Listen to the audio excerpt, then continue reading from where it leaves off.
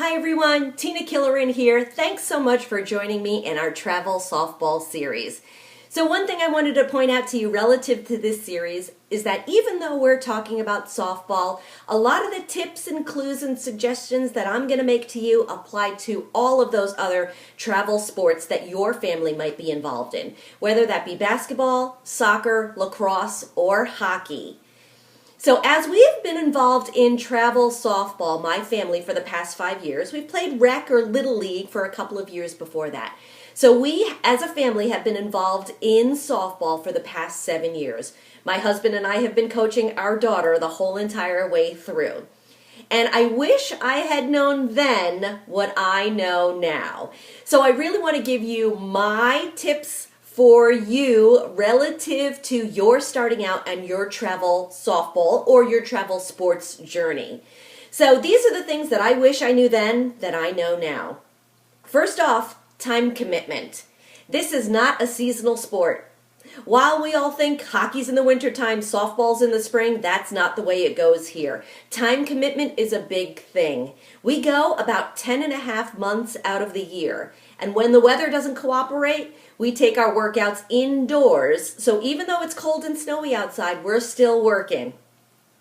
Also, it's not just 1 or 2 days a week. Travel sports do require a long time commitment during the week as well. So even though you have Saturdays and Sunday things going on, better plan around your travel sports. So for us, specifically this winter, we go 2 hours on Saturdays, 2 hours on Sundays, and then there's a Wednesday night as well. So there's 3 nights a week that we're actually doing stuff, and this is technically our off season. When the season starts for us, we will go Saturdays and Sundays and probably 2 or 3 days during the week. So big time commitment relative to your sports. The other thing that you need to take into consideration is the cost.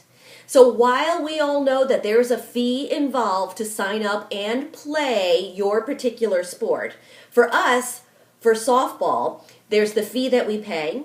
There's the overnights that we have to do for tournaments, so there's hotel and food costs there, plus the travel. There's that gear that we need to pay for. And, well, it's a $300 bat is what we're buying nowadays, right? So it's a $300 bat. You've got to buy new gloves. You have to buy those new bats because those girls are getting bigger and stronger. Cleats, and my daughter's a catcher, so I've got to invest in catcher's gear as well. Whenever you go to a tournament, expect to buy tournament t-shirts. Doesn't matter how many tournaments you've been to, doesn't matter how many t-shirts you've bought in the past. Every time you go to a tournament, you'll be buying a tournament t-shirt. And don't forget, you've got all of those extra lessons, clinics, and camps in addition to the fees that you're paying. Because usually those lessons, clinics, and camps are run by people or organizations outside of your travel organization. Here's my big suggestion for you. Buy a collapsible wagon. I've created a link to Amazon.com where I make my suggestion for a good wagon for you. You will find that you tote a lot of stuff on and off of the field, and a wagon is going to save you so much headache and heartache. So definitely pick up a collapsible wagon. Pack more than what you think you need. Okay? Now, again, remember, we're going all season, all year long here, so we are in the off seasons a lot, so there's a lot of cold weather that we're battling with. And even in the summertime, you want to pack extra clothes because if you're sitting on the sidelines and you're getting all sweaty, you're going to want to change your clothes for the ride home. So always pack more than you think you need. Hopefully, you're a morning person. When you are younger and you're going to a tournament, expect to have those 8 o'clock games. If you have an 8 o'clock game, that means you're at the field at 7 a.m. So I'm hoping that you are a morning person. And if you're not, you better start going to bed earlier just so that you can get all of that really good quality shut-eye. Vacations? What vacations? There are no vacations because all your extra money is going towards softball. But if you do get the opportunity to go on vacation, just know you've got 2 months out of the year that you can go on vacation. That's August and December. And those are your off months, and those are your only off months when you are playing travel softball. Tryouts? We go through them every year. For us, it's the beginning of August, and I will tell you, no matter how talented your child is, tryouts are stressful. Tryouts are extremely stressful for both you and for them. Just remember to breathe. Just remember to breathe. Tell your child to do the best they can. And of course, all you can do is hope for the best. Hopefully your coaches have seen you play before and they know that there's a little bit of stress involved with the tryouts. So they'll understand if those nerves and those jitters kind of get in the way. So just tell your child to just relax and know that they're going to do the best that they can, and you'll keep your fingers crossed and hope for the best. I want you to stop yelling. I want you to be supportive of your child and know that her knowledge base is different than yours. You have probably been watching baseball or softball all of your life. Your child, your 7-year-old, 8-year-old, has not. They don't really know all of the nuances of the game. So bear with that knowledge base. Don't ask her, why didn't you make that play? She didn't know. She didn't know. So you have to be understanding of where her knowledge is of the sport at her particular age range.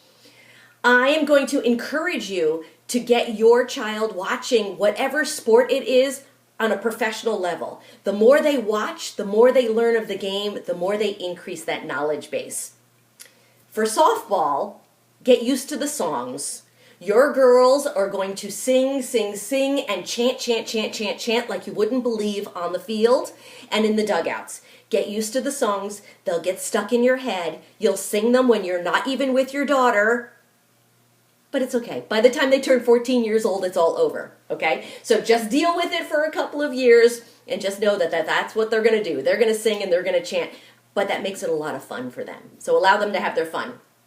And lastly, the most important thing. Here's the most important thing that I've learned over the course of my 7 years of watching my daughter play. I have met a girl that I have never known before. She is someone who dedicates her time on and off the field to softball. It is something that she's really grown to love and that she enjoys. She loves the game and she loves learning about the game. So these are going to be things that you see in her. She's going to be a totally different personality out on the field than she is at home.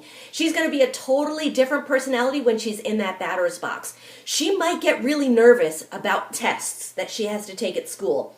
But put her in a clutch situation in the batter's box, that's a whole new person that you're going to see. So you're going to meet a totally different person that you never ever knew before. So I hope that you found these tips helpful, and I look forward to sharing more information with you as we go through this series, including tournament prep. I am going to share with you my healthy food list that my team brings to every tournament that we do just to make things easier. We're going to talk about multiple positions. We're going to give you the coaching perspective. I'm going to give you a ton of information throughout this whole entire series. So I hope that you keep engaged. I hope you subscribe, and I hope you keep tuning in to see what I bring you next.